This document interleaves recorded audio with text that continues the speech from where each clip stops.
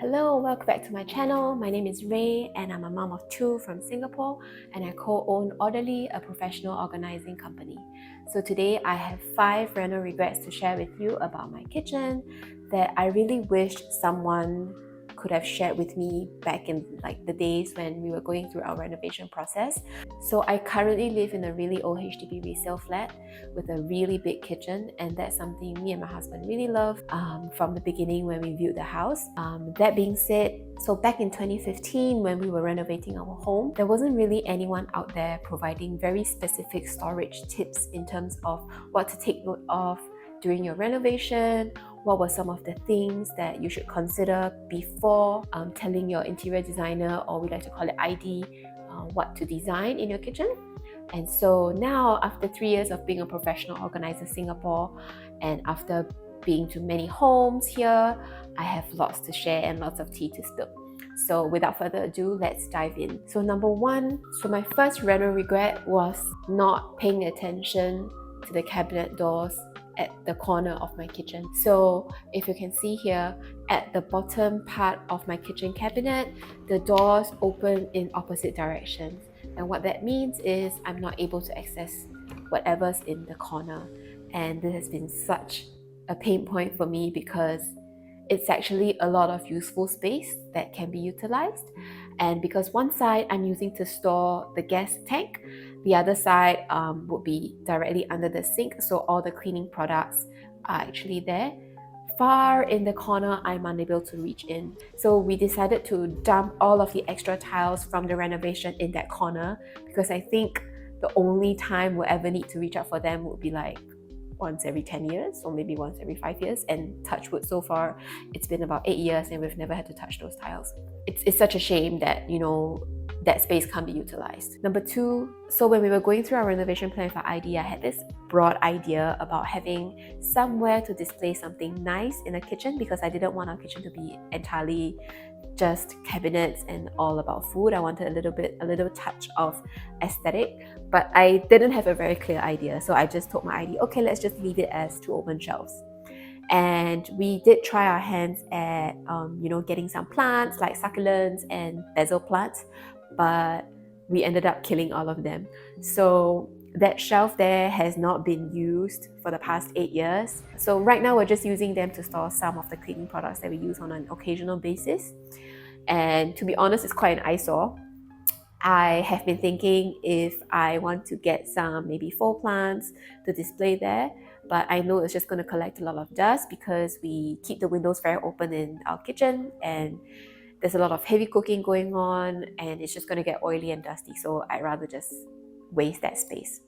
If only so I think maybe if we could have added a door and we could store something else in there, but it's going to be really hard to reach anyway. So my third reno regret would be was that I didn't account for any storage space above my fridge. And the reason why was because we used to have a bar counter over there and we removed that about 3 to 4 years into moving the home, because we realized how the bar counter was just a very novelty idea that we thought was cool to have, but in the end just ended up using as a dumping ground. My fault, because I wasn't organized before I became a professional organizer. And so a few years into moving here, we removed the bar counter and we shifted our fridge into this spot here, and which was why there's no storage space above. But right now I'm using it to store some of my extra organizing products that I have in my house, because my storeroom is pretty full. And maybe when I clear out my storeroom again, I will move that there so that I can free up that space above the fridge. Number 4 is that we didn't cover up our service yard. So this was recommended by my ID. He said not to add a wall because this would help with better ventilation and also help the space feel a lot less constrained and tight. I like the fact that it's really open. However, it really bugs me when I see all of the laundry hanging there. Like, I know it's really necessary to have a space to air dry some clothes that are being hand washed, but if we could have designed some maybe louvers, glass louver windows or fluted windows, or certain barrier with gaps so that sunlight could come through while still blocking out some of the unsightly laundry stuff, I think that would be great. And number 5, which is the most important tip, was to not know my organizing style for my kitchen. But this was way back in 2015, and I only became a professional organizer in 2021. I didn't know that there was such a thing that everyone has different organizing styles, everyone organizes differently. There will be hidden and visual organizers, as taught by Cassandra Arson, who created Clutterbug. And now that I know I'm a hidden organizer, sometimes the kitchen bugs me a lot because a lot of the storage elements that we have picked for our kitchen are very visual products.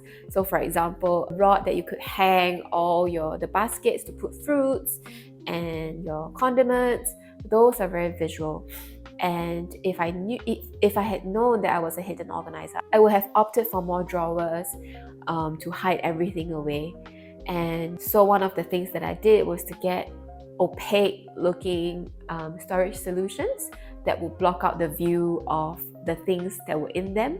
And so, like for example, this white drawer that we use it as a bread box. So we put our bread and some jam and peanut butter that we use on a daily basis. And so this helped to reduce some of the visual clutter. If you guys don't know what your organizing style is, I strongly encourage you to take this quiz below. This is by the original founder, Cassandra Arson. She created Clutterbug, and after I knew what my organizing style was, it was life-changing. I started to change out all the storage solutions in my home bit by bit, and it helped me to be able to love my space and maintain my space so much easier. And if you want to know my style, it's actually hidden and micro. So I think I knew from the very beginning that I was very, very micro person. I love splitting things into categories and subcategories and subcategories and subcategories. So and it really helps that my husband and I have very similar organizing styles. So if we were to renovate our kitchen again, I would definitely opt for a lot of hidden elements and design options in my kitchen. So I hope this session was useful for you. Let me know in the comment section below if you've learned something new today, or was an interesting tip, or if you have any other reno regrets that you would like to share with us. I'll see you next time. See ya!